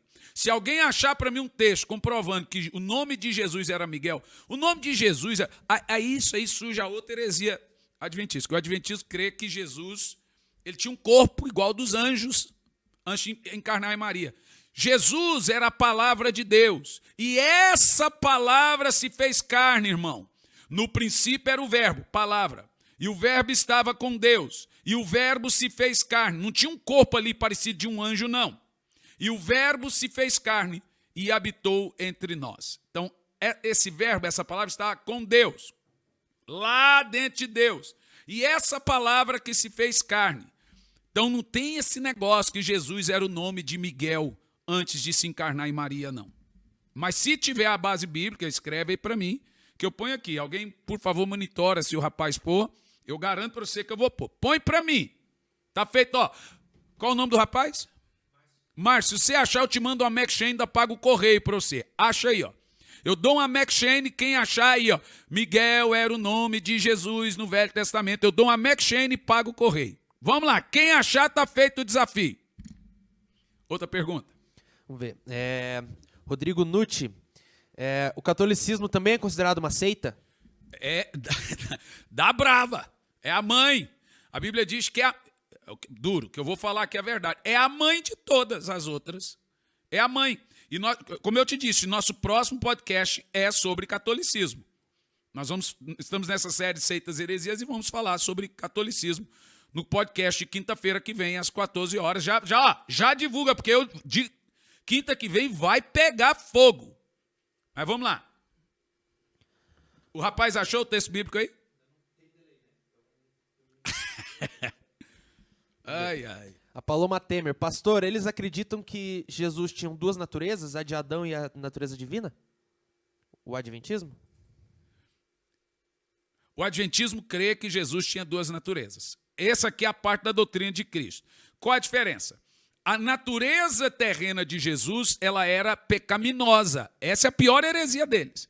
E ela continha pecado para o adventismo. E ele tinha a natureza de Adão nele. Isso é uma heresia, e eu acho que essa foi a parte do texto, se eu não me engano, né, Pedro? Que nós citamos muitos textos comprovando que Jesus não teve a natureza de Adão e não tinha pecado. Para mim, de todas as heresias, essa. Se o adventista tivesse só essa heresia, já seria suficiente para ser a pior seita do mundo, de que a natureza de Jesus era caída, que a natureza de Jesus era pecaminosa. Nós cremos que Jesus era 100% homem e 100% Deus, mas nós cremos que ele nunca pecou e ele nasceu sem pecado e nunca teve pecado. E não teve a natureza de Adão, pois ele é o segundo Adão e nós herdamos essa natureza de Jesus hoje. O rapaz achou o texto bíblico? Não, tem um monte de gente aguardando ali. Eu também. Agora eu quero saber. Manda o texto que Jesus... Porque, irmão, nada temos contra a Bíblia. Nós nada temos contra a Bíblia. Bíblia é Bíblia aqui e lá na China. Então, deixa-me te dizer uma coisa. Aonde a Bíblia fala, a gente fala. Onde a Bíblia se cala, a gente se cala. Eu nunca vou chegar aqui e dizer eu acho, eu penso. Nós vamos mostrar o que é. A Bíblia diz, Jesus no Velho Testamento, ele aparecia por teofania, cristofania. Fania quer dizer escondido, teo, Deus, Cristo. Então, um Deus escondido no corpo, Cristo escondido no corpo. Toda vez que você encontrar na Bíblia termos como o anjo do Senhor. Então você encontra, quando era Miguel, a Bíblia fala de Miguel. Quando era o Cristo, ela fala o anjo do Senhor. Não tem nada a ver com Miguel. Pastor, mas qual a base bíblica para dizer que Jesus é o anjo do Senhor? A base bíblica é mais fácil. O anjo do Senhor foi falar com Abraão. Então, diz a Bíblia assim, depois que o anjo do Senhor saiu, percebeu Abraão que quem falava com ele era o Adonai, o Senhor. O anjo do Senhor lutou com Jacó. Aí está escrito lá embaixo, e Jacó lutou com Deus. Percebeu isso? Então, o anjo do Senhor no Velho Testamento é a figura da cristofania, do Cristo. É isso que nós precisamos entender. Manda outra. E o rapaz não quer ganhar a McShane mesmo, né? Foi arrebatado. Ó, o Paulo Júnior apareceu de novo. Meu Deus, vai derrubar a internet. Paulo Júnior derruba a internet. Pastor Hernani, como fica a doutrina de que as pessoas que são boas serão salvas de acordo com a parábola do rico e Lázaro? A parábola do rico e Lázaro não justifica que as pessoas são boas. O Senhor ali apenas está dizendo que Lázaro era bom, mas não diz que ele foi salvo porque ele foi bom. A parábola do rico e Lázaro não diz que Lázaro foi salvo porque foi bom, apenas diz que ele era bom. Nós não lemos isso na parábola. E Lázaro era bom, por isso foi salvo. Não temos isso ali. Apenas diz que ele foi salvo. E ele era uma pessoa boa. Então ninguém é salvo por ser bom, porque não tem ninguém bom. E ninguém pode ser salvo pelas suas obras. O Douglas Lincoln. Pastor, por que eles não creem no inferno eterno? Não sei. Eu não tive essa revelação. Não tive. Eles entenderam isso. Por que eles não creem? Na realidade, Ellen White escreveu no seu livro Testemunhos que o primeiro pecado original, a primeira mentira original foi o sono da alma, que a serpente chegou para Eva e disse, você vai viver para sempre. Essa foi a primeira mentira do pecado original, de acordo com Ellen G. White. Vai lá, Juliano. O pessoal está querendo a Bíblia que você ia dar para o Márcio. Não, claro que não.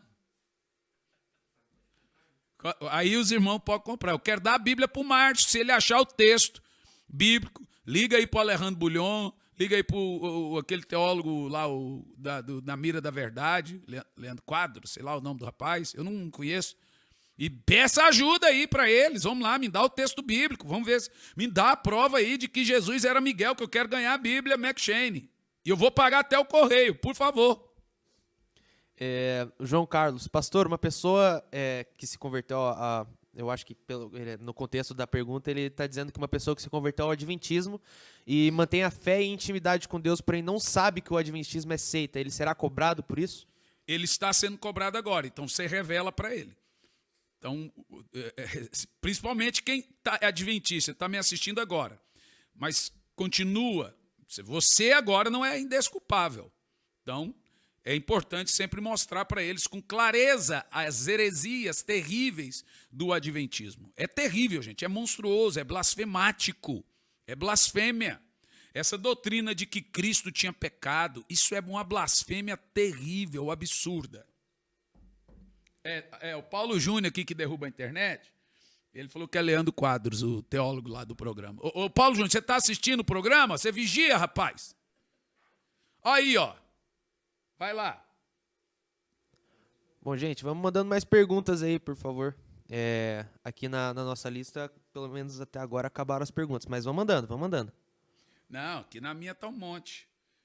Filipenses 1:23. Paulo disse que se ele partisse, ele estaria com o Senhor. Como é que a alma... Opa, muito boa. Põe a tela aí. Filipenses 1:23. Muito bom, Robson.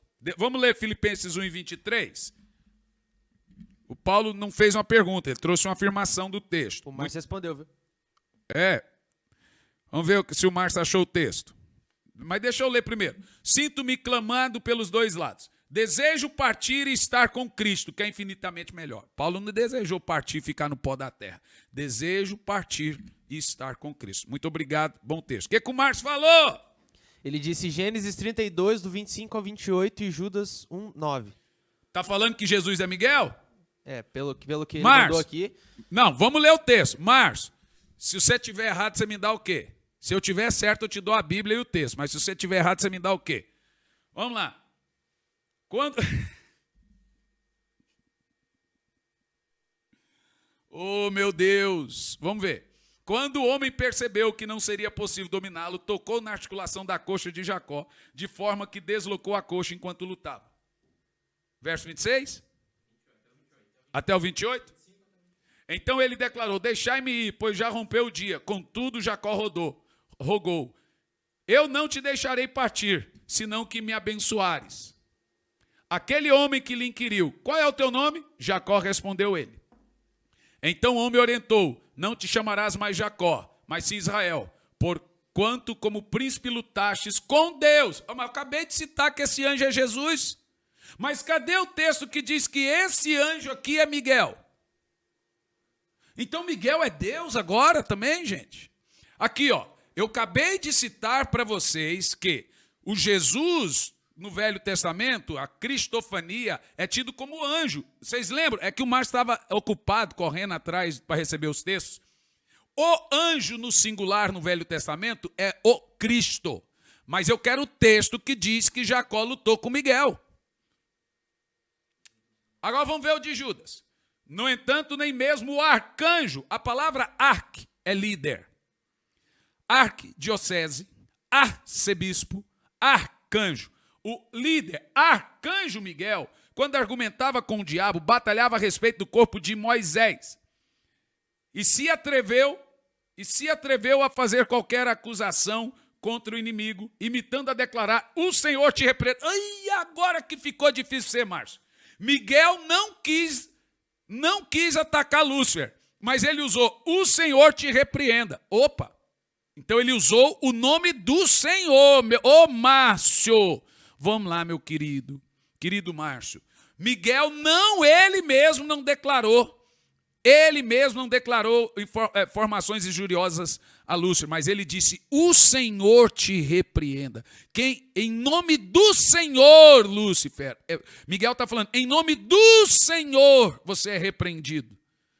Miguel, falou: o Senhor te repreenda. Eu estou querendo o texto que você me prometeu, dizendo que Miguel é Jesus. Quero o nome de Jesus no Velho Testamento. Não tem. Acha para mim o texto. A hora que você achar o texto, ganha a Bíblia. Fábio Santos. Pastor Hernani, qual é a maior ou mais explícita marca de uma seita? A maior e mais explícita marca de uma seita é o exclusivismo. O que é o exclusivismo? É a ideia de que todo o resto vai para o inferno. Se você não sair de qualquer outra igreja e vir para essa, você não é salvo. Você tem que vir para a minha igreja. Nós somos os únicos, nós somos. Na realidade, eles começam assim: todo lugar que todo o resto não presta e você é bom, você está diante de uma seita. Tem novas igrejas aí que não estão falando declaradamente assim, mas é do tipo assim: ninguém presta. Ninguém presta. Você está diante de um sectarista. Você está diante de um exclusivista que está caminhando para o seitismo. A Karen perguntou: pastor, já ouvi um pastor adventista dizer que dizer em uma pregação que se saísse da adventista, a melhor igreja depois da adventista seria a católica, porque todas as outras estão erradas. O que o senhor acha disso? Olha, Karen, essa declaração, ela é a maior demonstração que o adventismo é a seita mais perigosa que nós temos no mundo. O cara não vai para uma assembleia. Gente, eu vou dizer uma coisa para vocês. Eu nunca, na igreja que eu sou pastor, fico pregando placa. Sabe por quê? Se o cara sair da minha igreja e ele não for para nenhuma outra igreja, eu vou responder diante de Deus. Eu preguei placa, eu preguei que a minha igreja é a melhor. Então eu não posso fazer discípulo para mim. Eu tenho que fazer discípulo para Jesus. Se o cara sair da minha igreja e for para qualquer outra igreja, irmão, então significa que eu fiz discípulo para Jesus. Agora, como que eu chego e falo assim: se você sair da adventista e você não tem salvação, é melhor você ir para a católica, que nenhuma outra salva. Mas nenhuma igreja salva, nem adventismo, nem igreja evangélica, ninguém. A salvação está em Jesus. Essa é a maior característica de uma seita, é o exclusivismo, sectarismo. Essa é a maior característica de uma seita. Então, a partir dessa conclusão, a gente pode responder a pergunta do Josué, que ele perguntou que se o adventista ele crê que a salvação vem de Jesus Cristo, né? O adventismo, ele declara que a salvação é por Jesus, mas ele crê que você tem que guardar o sábado para ser salvo. O meu professor já falou com todas as palavras: quem guarda o domingo está pecando. E vai para o inferno. E vai para o inferno. Ele fala que que essa é a herança do catolicismo. Mas ninguém guarda nem sábado nem domingo. Vamos fazer um podcast aqui sobre guarda. Nós não guardamos nem o sábado e nem o domingo. A guarda hoje é de uma pessoa, é Jesus. O sábado no Velho Testamento era um tipo, uma sombra da pessoa de Cristo do Novo Testamento. Mas isso é debate para outro cast, não dá para falar hoje. Nós já estamos com quanto tempo de cast aí? Então vamos concluir. Tem mais alguma pergunta? Tem a pergunta do Márcio. Pode mandar. Perguntou: a parábola de Lázaro realmente era real? Porque Moisés e os profetas eles foram muito antes de Lázaro. Então, mas a parábola de Lázaro, você tem que entender que a Bíblia Sagrada é entendida de três maneiras, Márcio: literal, tipológica e simbólica. A parábola de Lázaro, os próprios termos Abraão, Moisés e os profetas são tipos dos pregadores, né? Então, Márcio, como que a parábola de Lázaro não é real se Jesus conta ela? Jesus não é real? Então, Jesus está contando uma historinha da carochinha.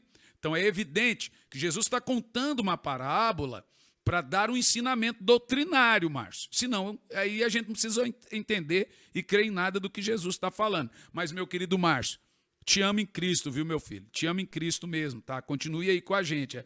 Tudo que a gente fala aqui é só na brincadeira, tá? Tem uma pergunta aqui que é boa. O Marco Aurélio falou, o sábado e o dízimo eles não vieram antes da lei? Então por que os evangélicos eles dão o dízimo, mas eles não guardam o sábado? Isso ele diz que todo adventista pergunta isso. Então deixa eu te falar uma coisa. Aonde é que o sábado vem antes da lei? O sábado está nos 10 mandamentos. O dízimo não. O dízimo vem 430 anos antes da lei. O sábado foi instituído na lei, nos 10 mandamentos. Qual texto bíblico você tem ali mandando você guardar o sétimo dia? Antes de Moisés? Nenhum.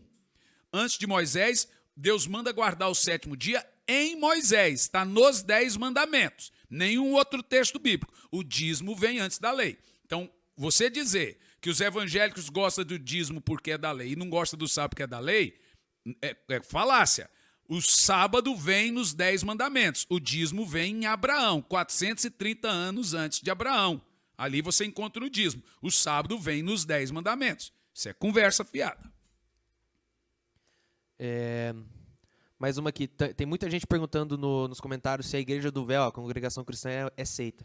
Bom, eu não vou falar agora da Igreja do Véu, porque nós vamos citá-la em outro cast. Então vamos manter o cast, nosso Teologando hoje, mas nós vamos falar de muitas outras seitas. Próxima quinta-feira, às 14 horas, nós vamos falar catolicismo.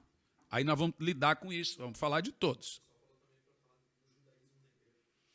Vou falar também, dentro das seitas, sobre a judaização do cristianismo hoje. Judaísmo na igreja. Perfeito também. Pode ir colocando nos comentários. Pessoal, segue a gente nas redes sociais, dá um like aí. Qual o seu YouTube aí, Gia? Gianluca Santos, eu acho que o Pedro vai colocar nos comentários. Gianluca Santos, e o Instagram? Tudo junto. E o Instagram, Gianluca Santos _. Esses underlines só atrapalham os outros para achar os negócios. Vocês querem seguidor e põe underline nas coisas? Faz facinho, põe Gian Santos, você quer. Manda a pergunta. Tem mais uma última pergunta. A Sandra Flores, provavelmente ela deve ter se batizado numa igreja adventista. Aí ela perguntou, eu perderei a minha salvação se eu não batizar de novo?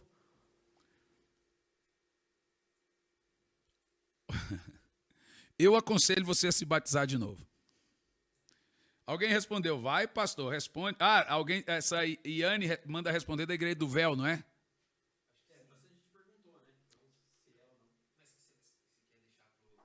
Eu vou deixar para o próximo cast, mas para mim, Igreja do Véu, nós temos fundamentos declaradamente considerados que Igreja do Véu também aceita. Vários motivos. Primeiro deles, exclusivismo. Só eles são salvos.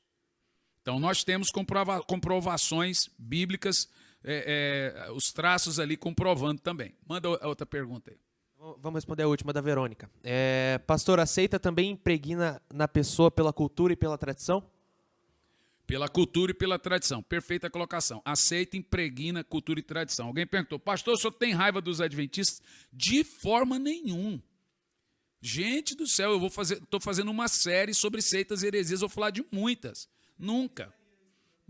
Você está doido. Eu estou fazendo uma série falando sobre a ideologia, sobre a doutrina. Eu não vou mostrar aqui para os irmãos, mas eu tenho entre os 30 diplomas no Brasil de defensores da sã doutrina da fé evangélica, um deles é meu. Eu fiz meu doutorado na apologética. A das aulas que eu dou é seitas e heresias. Então eu estou dando aqui um podcast para os irmãos de seitas e heresias. E hoje é adventismo, não tem raiva de jeito nenhum. Só que, ao nosso ver, na apologética, no ensino de seitas e heresias, adventismo é uma seita das mais terríveis. Pronto? Pessoal, que Deus abençoe vocês. Quinta-feira que vem, às 14 horas, estaremos de volta. E aí vamos falar de catolicismo. Convida muita gente. Venha com o seu coraçãozinho aberto para aprender. Nós não temos raiva de ninguém, oramos por todos. Nós debatemos ideias e não pessoas. Que Deus os abençoe.